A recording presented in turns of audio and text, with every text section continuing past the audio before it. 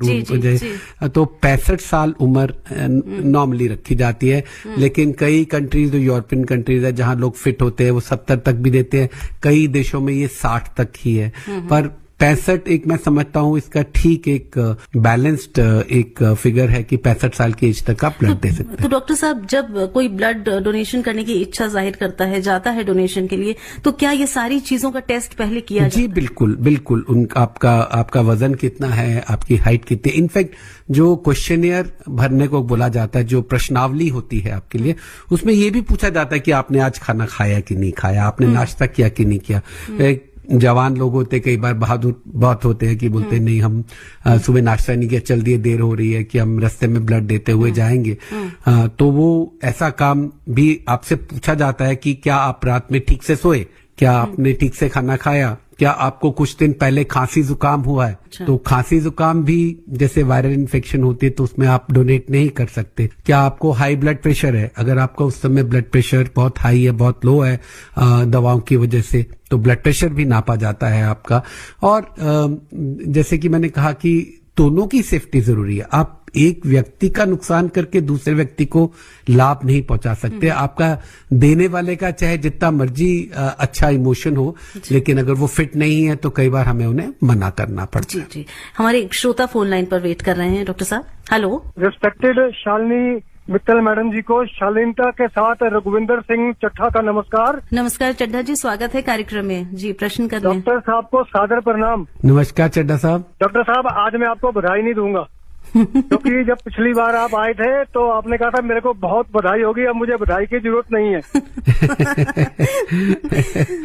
शुभकामनाओं की हमेशा जरूरत रहती है जी। बधाई ऐसा है कि जो काम अपने कर्तव्य की तरह किया जाता है उसके लिए बधाई में थोड़ा सा, मैंने पिछली बारी मुझे याद है आपको यही बताया था कि मुझे थोड़ा सा एम्बैरेसिंग लगता है। तो इतना सारा बधाई ऐसे लगता है कि कोई ऐसा कुछ काम किया जो बहुत ही विशेष है। मुझे नहीं लगता, मुझे लगता है कि ये कर्तव्य है और कर्तव्य करने के लिए इतनी ज्यादा बधाई मिलना थोड़ा सा एम्बैरेसिंग है। तो आप आज क्या कहना चाह रहे हैं? मेरा पहला प्रश्न से पहले मैं ये कहूंगा, रक्तदान मीन्स वक्तदान। अगर हम अपना रक्तदान करते हैं तो हम किसी का जीवन आगे बढ़ाते हैं। जी। और मेरा क्वेश्चन ये है कि रक्तदान करने से कितने टाइम पहले हमको कोई मेडिसिन नहीं ली होनी चाहिए? अगर कोई नॉर्मल जैसे आप मेडिसिन कोई ब्लड प्रेशर वगैरह की लेते हैं वो तो आपको लेते रहना है। अगर आप कोई ऐसे लेते हैं जैसे कोई नींद की दवाई लेते हैं या इस तरह की दवाई लेते हैं तो उनको कम से कम 24 घंटे पहले बंद कर देना चाहिए। पर ये अलग अलग दवाओं के लिए ये अवधि अलग अलग होती है।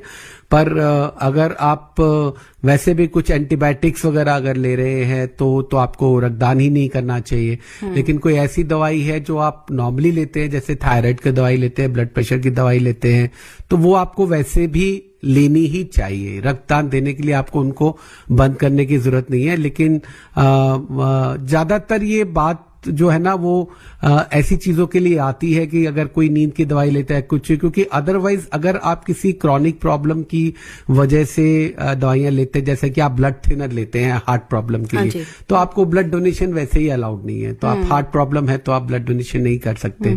या आप खून पतला करने की दवाइयां ले रहे हैं तो हम नहीं रिकमेंड करेंगे कि आप उन्हें बंद करें, क्योंकि उनसे जो होने वाला रिस्क है वो आपको ही नुकसान पहुंचा सकता है। तो आप अगर कोई दवाई ले रहे हैं तो आप जब ब्लड बैंक जाते हैं और आपसे पूछा जाएगा कि आपको कोई दवाई आपने पिछले 24 घंटे में ली है या कोई और दवा है जो आप रेगुलरली लेते हैं, उसमें कुछ स्टैंडर्ड सवाल तो लिखे ही होते हैं। अगर आपको मलेरिया डेंगू भी हुआ है तो भी उसकी हिस्ट्री में अगर आप है तो आपसे ब्लड नहीं लिया जाता है। तो अगर किसी बीमारी के लिए शॉर्ट टर्म आप दवा ले रहे हैं तो आपको वैसे ही उसके पूरा रिकवर होने के बाद ही ब्लड डोनेशन करना चाहिए। तो इसलिए बहुत ज्यादा इसमें वो नहीं है। जो क्रॉनिक प्रॉब्लम्स हैं वो किस तरह की हैं उस पे बेसिस पे आपके ब्लड बैंक वाले डिसीजन ले लेंगे कि उस समय लेना ठीक है कि आपको फिर दोबारा अगर बुलाया जाए तो। पर ज्यादातर जो अगर क्रॉनिक डिसीजेज हैं जिनमें बहुत दवाई लगातार लेनी पड़ती है उसमें ज्यादातर में फिटनेस का इशू रहता ही है थोड़ा बहुत। तो इसलिए आप पता कर ले और ज्ञान रखें इस बात का, जिस तरह से हमारे प्रोग्राम में बताया जाएगा कि मैंने कुछ बहुत सी बीमारियों के बारे में आपको बताया। अगर दुर्भाग्यवश उनमें से कोई भी बीमारी अगर आपको है तो आपको डोनेशन नहीं करना, लेकिन आप कार्यक्रम में सहयोग दे सकते हैं जैसे मिसेज बेदी कर रही है। जी, साथ साथ डॉक्टर साहब कई बार ब्लड दे चुके हैं, यानी जितनी बार मैक्सिमम पॉसिबल है मैं यही कहूंगी, क्योंकि डॉक्टर साहब ने मुझे बताया कि साल में 4 बार ही दे सकते हैं, वो 4 बार देते हैं। तो डॉक्टर साहब बहुत सारे प्रश्न हमारे पास आ चुके हैं मैसेज के माध्यम से। हमारे एक श्रोता फोन पर भी वेट कर रहे हैं। आप बताइए, पहले फोन लूं कि पहले मैसेज लूं? फोन वाले के पहले बात कर लेते हैं। चलिए, जैसा आप कहें। हेलो, रेडियो डॉक्टर की आन बान शान शालिनी मैम को बेहद शालीनता से नमस्कार। बहुत बहुत नमस्कार आपको। और ब्लड डोनर डॉक्टर साहब को भी नमस्कार। नमस्कार जी। मैं ब्लड डोनर राजेंद्र करमपुरा से बोल रहा हूँ जी। 48 वर्ष मेरी उम्र है। सवाल तो मेरा ये है कि मतलब जब हमें ब्लड देना है तो क्या खाली पेट भी ब्लड दिया जा सकता है जब फास्ट रखते हैं? पहला सवाल तो मेरा ये है जी। और दूसरा सवाल ये है कि एक स्वस्थ व्यक्ति हफ्ते में या महीने में या फिर साल में कितनी मर्तबा ब्लड डोनेट कर सकता है या उसे करना चाहिए? सुझाव मेरा ये है सर प्लीज, क्योंकि ऐसा मेरे पूरा हिंदुस्तान सुनता है। और ये नहीं, हमारे जितने बॉडी पार्ट्स है जो डोनेट किए जा सकते हैं हमें वो सब डोनेट करने चाहिए। और इस मामले में सरकार को, एनजीओ को, जो भी संस्थाएं हैं बिजनेस, उनको कुछ इसको कोई पुरस्कार, कोई इनाम उनाम रखना चाहिए। ये मेरा सुझाव है जी। बहुत अच्छी बातें कही आपने। सबसे पहली बात तो है कि अगर आप व्रत रख रहे हैं तो आपको ब्लड डोनेशन नहीं करना चाहिए। ये जो चीज है ये टेक्निकल है और इसमें कोई कंप्रोमाइज नहीं किया जा सकता है, क्योंकि जैसे मैंने आपको पहले भी बोला कि किसी भी तरह का होने का अगर आप मिल लीजिए आप बहुत बहादुर हैं और आप खाली पेट दे सकते हैं, लेकिन उसमें कुछ भी अगर आपको खाली पेट ब्लड देने से कुछ समस्या होती है तो उसमें पूरे कार्यक्रम को नुकसान पहुंचता है। लोगों को ऐसा लगता है जी कि उन्होंने ब्लड दिया, वो उनके साथ उनको घबराहट हो गई या कुछ हो गया। तो बल्कि जो लोग ब्लड डोनेट करते हैं उनको हम कुछ खिला के, बिस्किट या उनको कुछ जूस वाला ड्रिंक, फ्रूट वाला ड्रिंक पिला के, पानी पिला के तभी भेजते हैं और उनको कुछ समय तक प्रतीक्षा करते हैं उनकी, और उनसे पूछा जाता है कि आप ठीक फील कर रहे हैं, तभी उनको भेजते हैं। तो इस तरह की तो सुझाव मैं आपको नहीं दूंगा कि आपको खाली पेट ब्लड देना चाहिए। आपको बल्कि प्रॉपरली नाश्ता करके और तब खाना खा के तब डोनेशन करना चाहिए।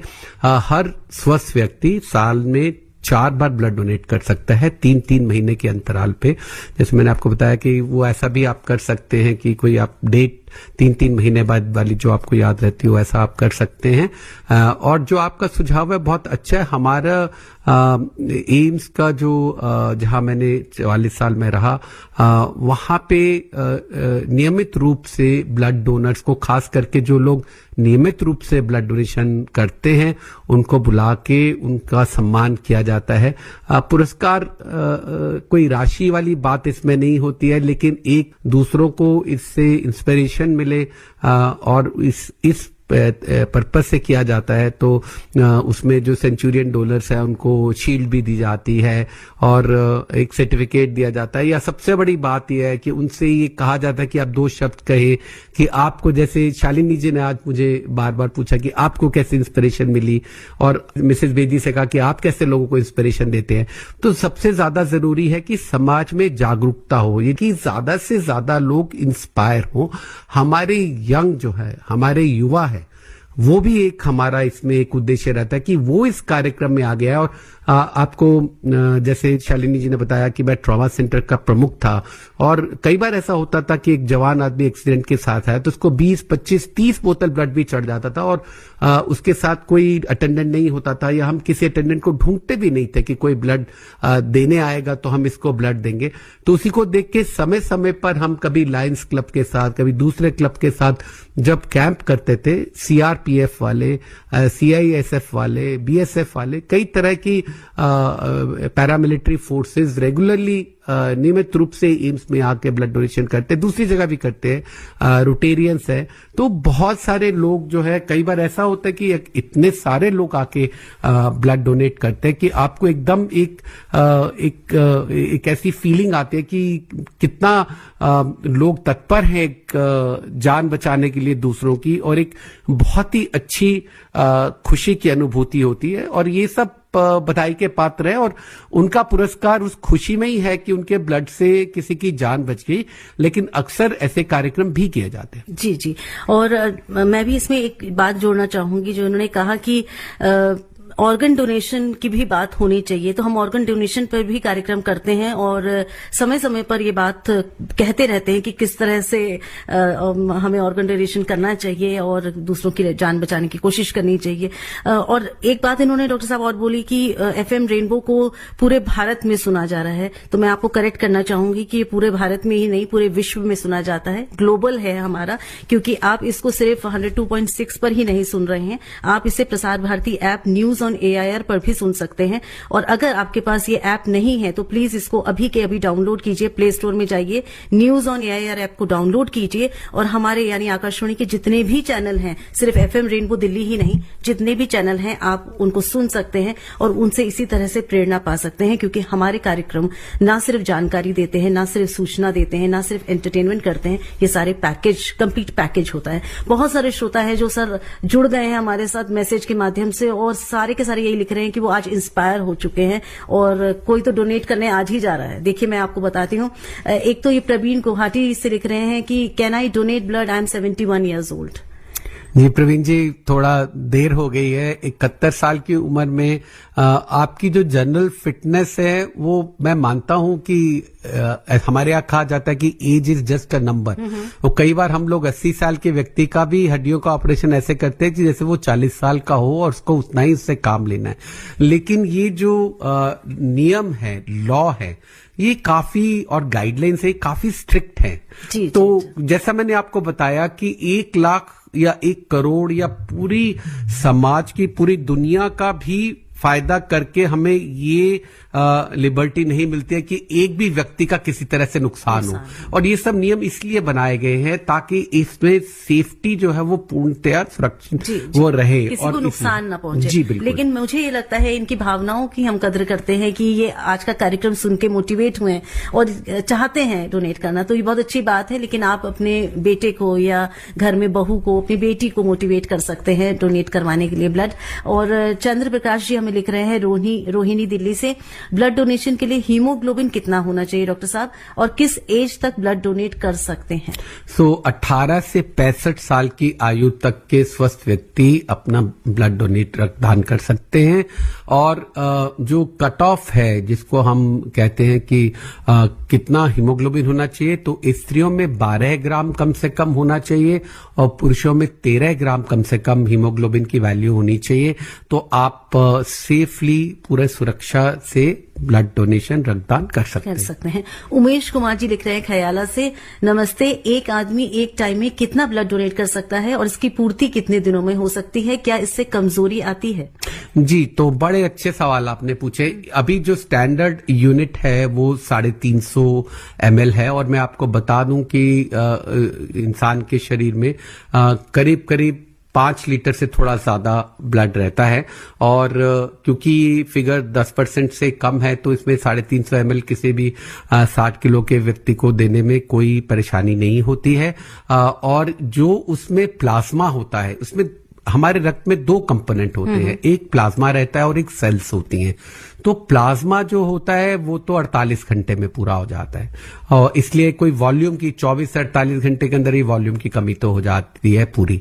जो सेल्स होती है वो 4 से 6 हफ्ते लेती है और इसलिए सेफ्टी के लिए आपको डबल इंटरवल दिया जाता है कि आप 3 महीने बाद आके दोबारा ब्लड दे सकते हैं। और जहां तक कमजोरी की बात है तो हम लोग तो डॉक्टर हैं, बहुत सारे लोग और भी जिनको मैं जानता हूं जो बहुत बिजी रहते हैं पूरे दिन, तो हम लोग सुबह ऐसा भी रहा है कि सुबह 8 बजे ब्लड डोनेट करके पूरे दिन ऑपरेशन थिएटर में ऑपरेशन किए। आप बिल्कुल सामान्य रूप से अपनी सामान्य जो आपका दिनचर्या है उसका पालन कर सकते हैं बिना किसी कमजोरी को महसूस किए।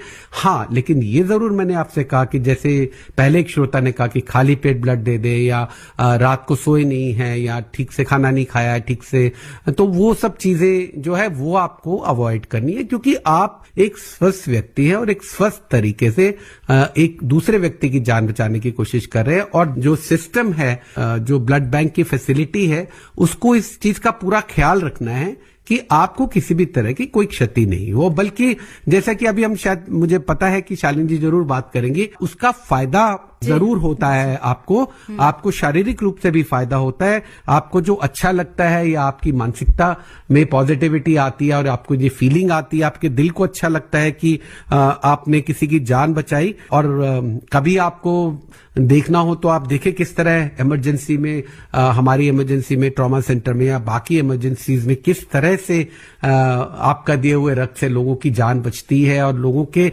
परिवार बचते हैं, जिसमें एक युवा व्यक्ति किसी की जान जा रही हो या किसी को कोई ऐसी बीमारी हो जिसके लिए ऑपरेशन होना, जिससे उसकी जान बचती है और वो पूरे परिवार पे आपका जो है वो एहसान रहता है, वो आपके लिए आभारी रहते हैं आपके। तो उसमें कोई ऐसी बात नहीं है, आप पूरा काम कर सकते हैं, स्वस्थ फील करेंगे और कुछ इसमें कमजोरी नहीं होती जी। और डॉक्टर साहब, जैसे आपने कहा कि मानसिक रूप से एक बहुत संतुष्टि मिलती है, एक कि हमने किसी की मदद की, एक नेगेटिविटी जो आपके अराउंड चारों तरफ रहती है आज के टाइम में, वो शायद कहीं ना कहीं कम भी होती है। लेकिन फिजिकल, मैंने सुना है कि फिजिकल भी फायदा होता है एक डोनर को, कि नए ब्लड सेल्स बनते हैं और उसके कारण शायद हार्ट अटैक की समस्या कम हो सकती है, ये मैंने सुना है। अब आप एज ए स्पेशलिस्ट बताएं। बिल्कुल, मैंने इसीलिए इसमें एक संदर्भ शुरू में किया था, एक कंटेक्स्ट सेट किया था कि एक जब आप फास्ट करते हैं, व्रत रखते हैं, तो इसमें कोई डाउट नहीं है, पूरी दुनिया में इसके लिए बहुत एविडेंस है कि जब आप व्रत करते हैं तो आपकी बॉडी में चेंजेस होती हैं जिनसे आपकी ओवरऑल हेल्थ अच्छी होती है। ठीक है, हालांकि आपने कुछ खाया पिया नहीं। इसी तरह से जब आप ब्लड डोनेट करते हैं तो आपका ब्लड सर्कुलेशन बेटर होता है और कुछ स्टडीज में ये कहा गया है कि हार्ट अटैक की संभावना 88% तक कम हो जाती है। आपका ब्लड प्रेशर और हार्ट प्रॉब्लम वाले पेशेंट्स को इससे फायदा होता है। आपकी स्किन की से जुड़ी हुई, त्वचा से जुड़ी बीमारियों में फर्क पड़ता है। इसमें आपकी इम्यूनिटी बेटर होती है, आपकी रोगों से लड़ने की क्षमता में बढ़ावा होता है। और एक और ऐसी बात होती है, देखिए हमारे शरीर में लिवर एक ऐसा ऑर्गन होता है जो सारे पॉइजन्स को बॉडी से निकालता है, और जब लिवर में बहुत सारा आयरन अगर इकट्ठा हो जाए तो उसकी डिटॉक्सिफिकेशन की कैपेसिटी को कम कर देता है। जब हम ब्लड डोनेशन करते हैं तो उसमें कुछ एक्स्ट्रा आयरन उसमें से जो है वो निकल जाता है, तो लिवर की भी डिटॉक्सिफिकेशन की जो क्षमता है, उसमें से जो आपके, जिसको हम एक्चुअली पॉइजन ही कहते हैं, विषयुक्त जो भी केमिकल्स हैं, जो कि टॉक्सिन्स है जिनको बॉडी से बाहर निकलना चाहिए, उनको साफ करने की, रक्त को साफ करने की क्षमता लिवर की बहुत ज्यादा बढ़ जाती है। और ये सिर्फ कुछ फायदे हैं, पूरे मैं शायद गिनाऊंगा तो कार्यक्रम ही खत्म हो जाएगा। जी, तो इसमें कोई शक नहीं है कि नुकसान नहीं होता और बहुत सारे फायदे आपके शरीर को मिलते हैं। बहुत सारे आपने गिनाए, तो हमारे मन में जो, कई हमारे श्रोताओं के मन में ये जो मिथ्स हैं इससे जुड़े हुए, वो खत्म हुए होंगे कि आप सिर्फ दूसरे की सहायता नहीं कर रहे हैं, कहीं ना कहीं आप अपने स्वास्थ्य वृद्धि भी कर ही रहे हैं। डॉक्टर साहब, कीवी किचवाहा में लिख रही हैं, दिल्ली में रहती हैं, 19 साल की हैं, लिख रही हैं, actually I am inspired to donate blood but my age was not allowing me to donate earlier,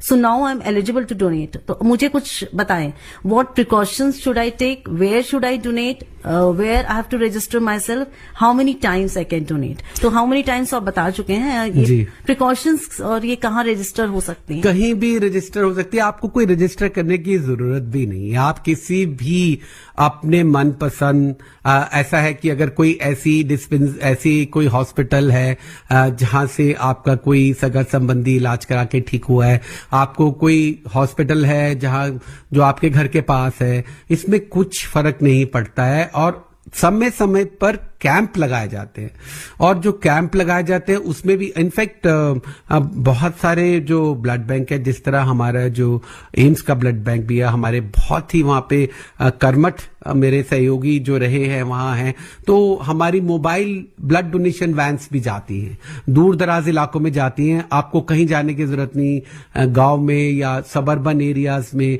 और कई बार ऐसा होता है कि जैसे सब लोग सुन रहे हैं तो गांव गांव के सरपंच जो है वो अगर एक निवेदन करे अपने एरिया के कोई डिस्ट्रिक्ट हॉस्पिटल को, तो वहां चलता फिरता ब्लड बैंक वहां भी आ सकता है और वहां पूरे दिन सुबह से शाम तक अगर कोई जो देना चाहे, तो अगर आप ब्लड देना चाहते हैं, दान देने वाले को कोई रोक नहीं सकता। आपके लिए हजारों संभावनाएं हैं, कहीं भी किसी भी ब्लड बैंक में चले जाएं, रजिस्टर कराने की कोई आवश्यकता नहीं है। आपकी डिटेल वो वैसे भी नोट करते हैं और वो आपके डेटा बैंक में है। पर अभी भी ऐसा सिस्टम हमारे यहाँ शुरू नहीं हुआ है जहां पे समय समय पर फोन पर आपको प्रॉम्प्ट देके या एसएमएस देके या उसके द्वारा याद दिलाया जाए। ऐसे बहुत सारी एजेंसीज हैं जो प्राइवेट लैब्स हैं वो आपको फोन करती रहते हैं कि आपका अब हेल्थ टेस्ट ड्यू है, आप आ जाइए।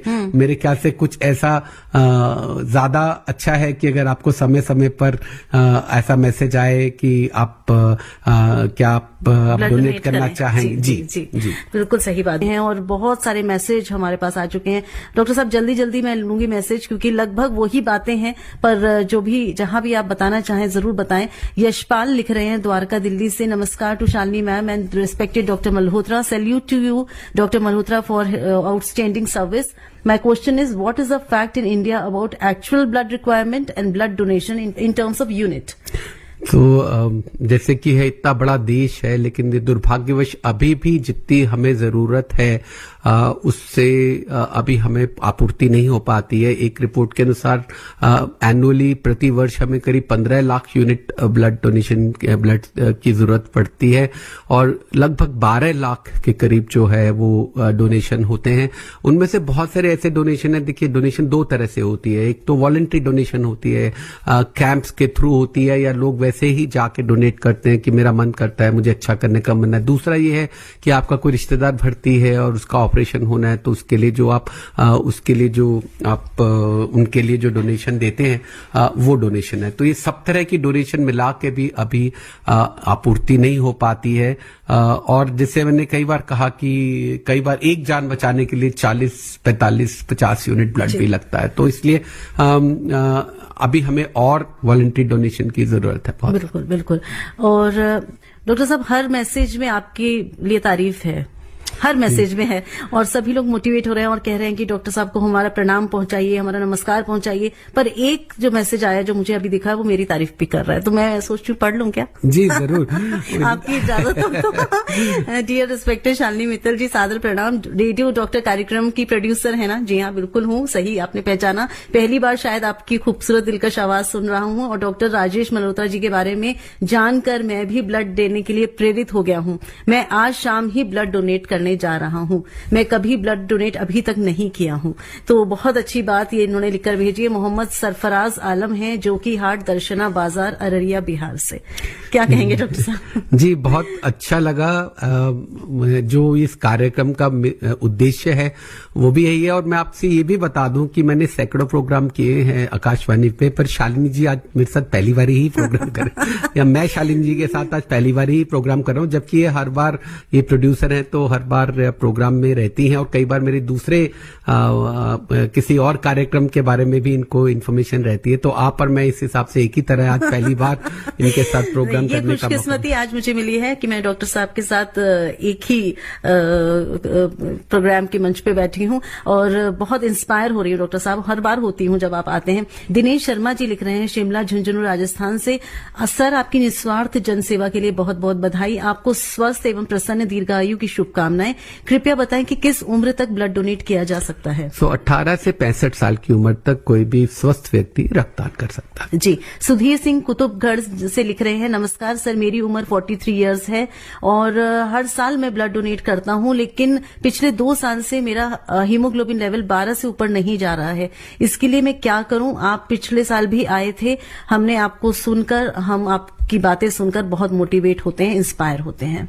जी, तो एक स्वस्थ व्यक्ति जो पुरुष है उसका अगर हीमोग्लोबिन 12 है तो एक बार आप जांच जरूर कराएं डॉक्टर से कि अगर आयरन की कमी है तो आयरन की कमी आपको या फोलिक एसिड की या B12 विटामिन की कमी है तो वो सब आपको कैप्सूल और दवा के थ्रू भी कंप्लीट की जा सकती है।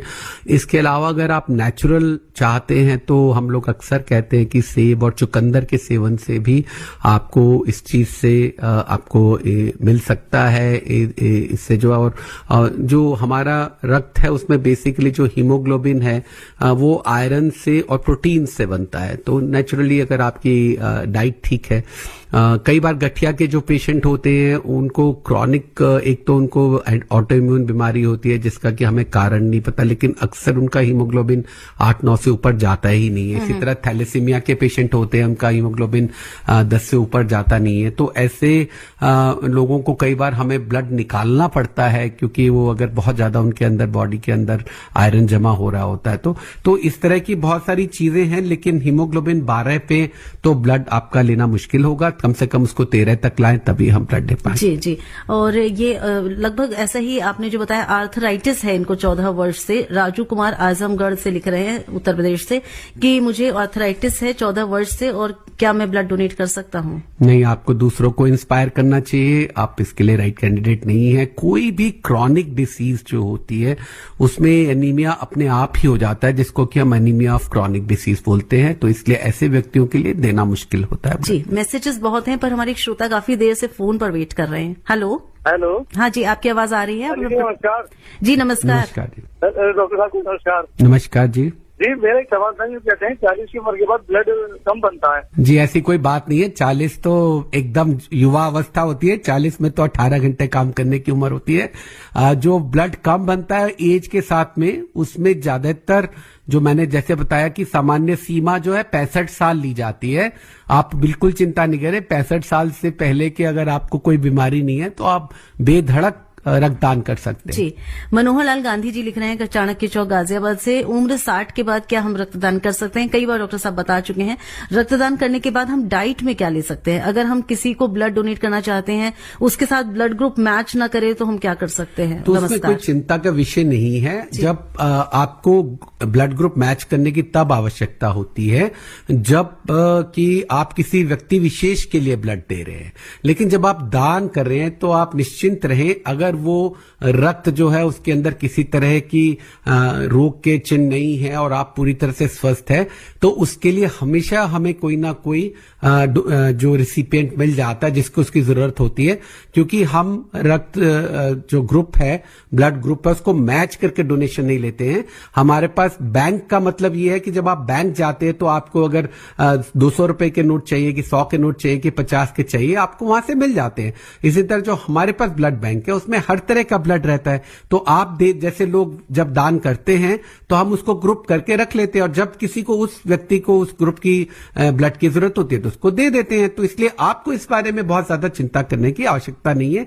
आप दान करें और जैसा कि कहा जाता है दान करें और भूल जाएं। कभी ना देखें कि आपका दान जो है उस दिए हुए से वो दूसरा व्यक्ति क्या कर रहा है। जी बिल्कुल। और हमारे एक श्रोता है, नाम नहीं लिखा है पर वो लिख रहे हैं कि मैं O पॉजिटिव हूं, तो क्या इससे ब्लड ग्रुप से भी कोई फर्क पड़ता है दान पे? जी, कोई ब्लड ग्रुप नहीं फर्क पड़ता है, बल्कि जिसका भी ब्लड ग्रुप रेयर होता है वो हमारे लिए बहुत ही वीआईपी होता है। क्योंकि जब उस ग्रुप के व्यक्ति को रक्त की जरूरत पड़ती है, क्योंकि वो रेयर ब्लड ग्रुप है तो उसको मैचिंग ब्लड ग्रुप मुश्किल से मिलता है। तो O पॉजिटिव तो मेरा भी ग्रुप है और यूनिवर्सल डोनर होते हैं। यूनिवर्सल डोनर है, तो ऐसी कोई बात नहीं है, आप जरूर दें। सुमित लिख रहे हैं छत्तीसगढ़ से कि मैं 31 इयर्स का हूं और मैं I am patient of clot in my brain and high BP, तो क्या मैं रिकवरी के बाद ब्लड डोनेट कर सकता हूं? और क्या ब्लड थिनर मेडिसिन इफेक्ट करती है ब्लड डोनेशन? जी बिल्कुल, ब्लड थिनर पे अगर आप हैं तो आप ब्लड नहीं दे सकते हैं। देखिए, ऐसा है कि जैसे इन्होंने बीमारी के बारे में, कुछ बीमारियां होती हैं जिनमें आप अस्थायी रूप से अनफिट हो जाते हैं ब्लड डोनेशन के लिए। जैसे आपको खांसी जुकाम है, आपको कुछ इन्फेक्शन हो गई है, गैस्ट्रोएंटाइटिस हो गया, टाइफाइड हो गया, उससे जब आप रिकवर करते हैं तो आप दे सकते हैं। लेकिन कोई भी क्रॉनिक बीमारी जैसे मैंने आपको कहा उसमें रख देना अच्छी बात है। जी डॉक्टर साहब, शिवम हमें लिख रहे हैं, कनेक्टेड फ्रॉम आर्चेन जर्मनी, और ये लिख रहे हैं कि मैं 28 इयर्स का हूं और my query is about precautions and sterilization measures one should check before donating blood, ताकि कोई इन्फेक्शन ना हो। तो ब्लड बैंक्स जो है वो बड़ी ही रिप्यूटेड संस्थाएं हैं और उनके रेगुलर चेक होते हैं और उनके स्टैंडर्ड्स की टेस्टिंग होती है और बहुत ऑडिटिंग होती है। तो मुझे नहीं लगता कि आप कहीं आज की डेट में ब्लड डोनेशन करने जाएंगे वहां स्टैंडर्ड्स की कोई इशू है, क्योंकि सब डिस्पोजेबल मटेरियल्स यूज किए जाते हैं और हाईएस्ट स्टैंडर्ड फॉलो किए जाते हैं और एजेंसीज हैं हमारी गवर्नमेंट के द्वारा जो कि रेगुलरली इस चीज को एश्योर करती है। और जब भी कोई इंसिडेंट होता है तो उसके ऊपर हाईएस्ट लेवल पे उस पे देखा जाता है, जो कि बहुत ही वैसे इंसिडेंट होना बहुत ही रेयर है, आपको बता दूं। लेकिन ये जरूर बताना चाहूंगा कि ये बहुत प्रायोरिटी होती है कि ब्लड देने वाले की सुरक्षा।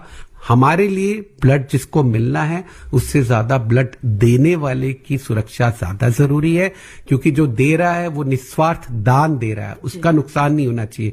दूसरा आदमी रोगी है, उसका दूसरा प्रायोरिटी है, वो दान लेने वाला है।